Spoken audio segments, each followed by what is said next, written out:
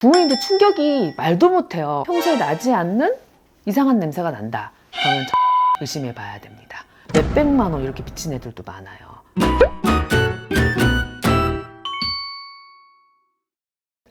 우리 아이가 현재 뭘 하고 있는지 부모님들이 모르는 경우가 되게 많더라고요. 저도 사실은 아이 키우면서 아이가 무슨 생각을 하고 있는지 잘 몰랐던 것 같아요. 일단 제가 너무 바쁘게 일하기도 했고, 또 아이한테 뭘 물어봐도 말을 잘 안 해주니까. 그래서 잘 몰랐는데, 시간이 지나다 보니 아이가 뭐 이런저런 이야기를 해주더라고요.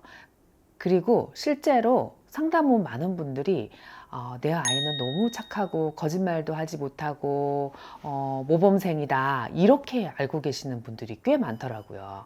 그런데 실상은 좀 다릅니다. 아이들이 변화하는 시기가 있어요. 초등학교 5학년, 6학년 때부터 갑자기 그냥 아이에서 소년, 소녀가 되는 그런 단계처럼 갑자기 좀 이렇게 생각도 확 커지고 관심도도 되게 많이 넓어지거든요. 그때 비행의 첫 단계로 접어드는데 가장 많이 접하는 부분이 먼저 PC방이에요. PC방 가는 게 사실은 비행은 아니거든요.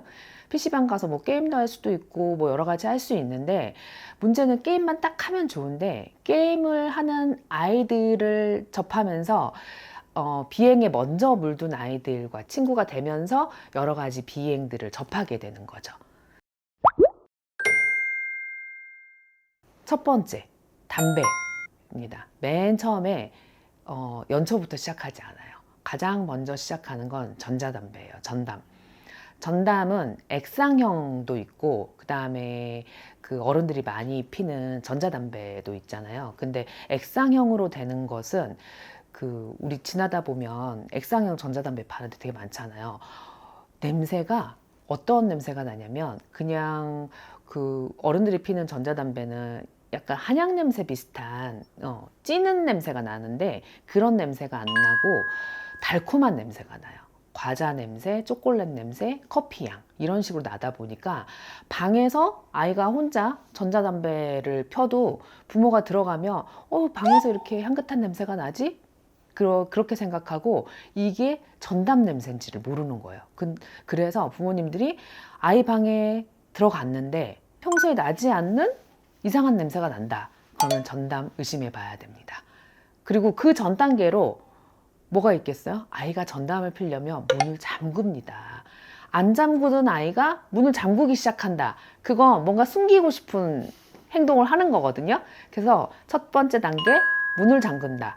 그리고 방에서 달콤하거나 향긋한 냄새가 난다. 그러면 담배 의심입니다. 근데 애가 못 사잖아요. 전담 살 수 있죠. 전담은 살 수 있어요? 네, 어떻게 사더라고요. 그리고 그 전담을 사는 것과 그냥 관련형 담배 사는 거, 전자담배 그 필터 사는 것들도 보면은 기본적으로 미성년자한테는 안 판단 말이에요. 그러면 미성년자들이 안 판다고 안 사겠어요? 다 사는 방법이 있어요. 돈이 좀 많은 애들은 어른한테 알바를 시킵니다. 20대들한테, 대학생 형 누나들한테 돈을 주고 전자담배나 일반 담배를 사오라고 부탁을 합니다. 그러면 담배가 한 갑에 한 5천 원 정도 하는 거를 그냥 한 3, 4만 원 주고 사오라고 시켜요.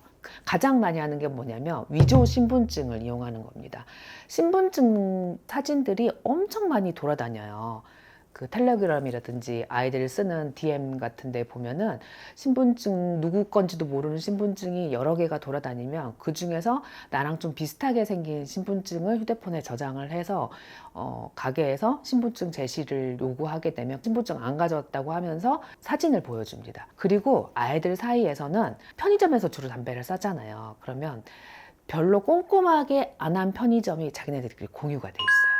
이 편의점에 가면 좀 덜 꼼꼼하게 보고 이분이 그냥 슬쩍 본다, 이렇게 소문이 나기 때문에 다 거기 가서 사는 거예요.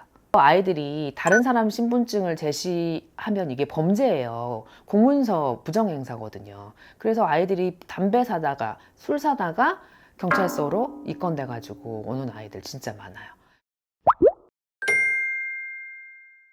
담배랑 거의 비슷한 시기에 하는 게 뭐냐면 술도 마찬가지예요. 술은 아이들한테 안 팔잖아요. 술 사는 것도 똑같이 형 누나들한테 시켜가지고 사오거나 위조신분증으로 뚫어가지고 캔 맥주를 사요. 그러면 맥주를 사게 되면 또 마실 데가 없잖아. 그래서 공원 같은데 으슥한 데 가서 자기네들끼리 맥주를 마시는 단계. 그리고 얘네들이 너무 젊고 체력이 좋잖아요. 그래서 웬만큼 마셔가지고는 잘 부모님들이 알아차리지도 못해요. 그게 이제 비행의 첫 단계죠. 그리고 나서 이제 한번 그렇게 스릴을 느끼잖아요. 내가 어떤 비행을 했는데 학생들이 해서는 안 될 것들을 했는데 부모님도 모르고 쌤도 모르고 다 몰라. 그러면 이제 여기에 좀 풀어지는 거죠. 그 다음 단계가 이제 도박. 도박은 인터넷 도박이에요. 근데 우리가 아이들이 도박이라고 하면은 되게 심각하게 생각하는데 생각해보면 우리도 옛날에 도박을 했어요.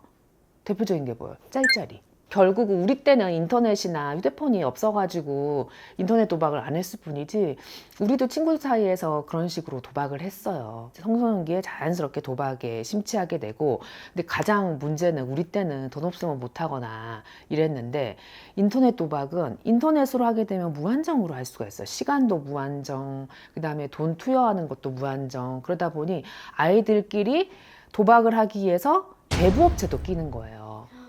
대부업체도 껴가지고 고리로 도박 자금을 빌려서 도박하고 그 돈 갚으라고 계속 그렇게 뭐 협박 비슷하게 해가지고 그 돈을 구하기 위해서 또 다른 범죄를 저지르고 그래서 막 몇백만 원 이렇게 빚진 애들도 많아요.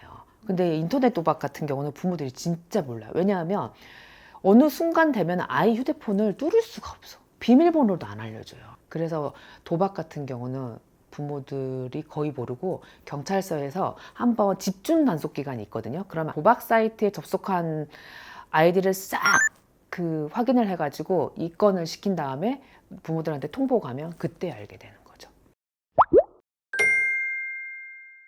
그 다음에 또 흔하게 일어나는 비행 자체가 또 뭐냐면 절도. 절도가 되게 대단한 것 같지만 남의 지갑 훔치고 이런 거는 사실은 별로 없어요.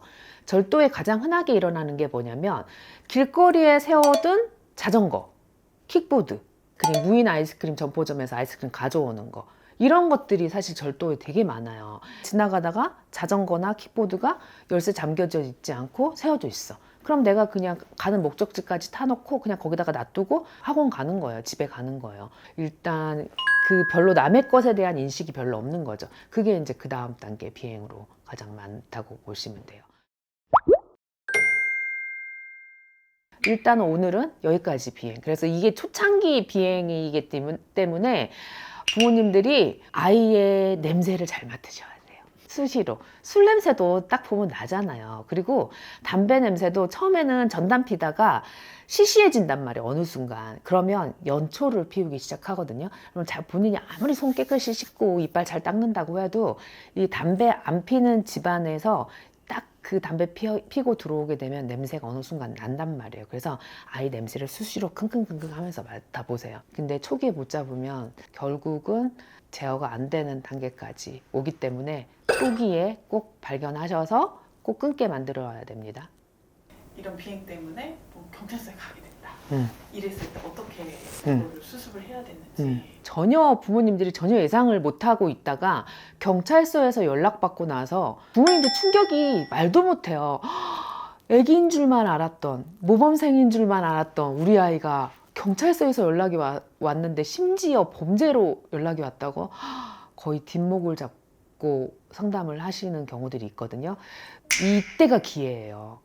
경찰에 발각이 됐다는 것은 어떻게 보면 범죄 행위가 확인이 돼서 어쨌든 수사기관에서 수사를 받는 것에 대해서는 나쁘지만 또 하나의 다른 이면에서는 아이가 비행을 교정할 수 있는 최적의 기회인 거예요. 그래서 아이와 진솔하게 대화를 해보고 아이가 어느 단계까지 지금 비행에 가 있는지 그리고 이 상황의 심각성을 아이한테 충분히 주지시켜서 다시는 이런 비행을 하지 않도록 그 다음 단계 비행으로 나가지 않도록 이 단계에서 정말 잘 대응을 하셔야 됩니다. 경찰서에서 전화를 받았다.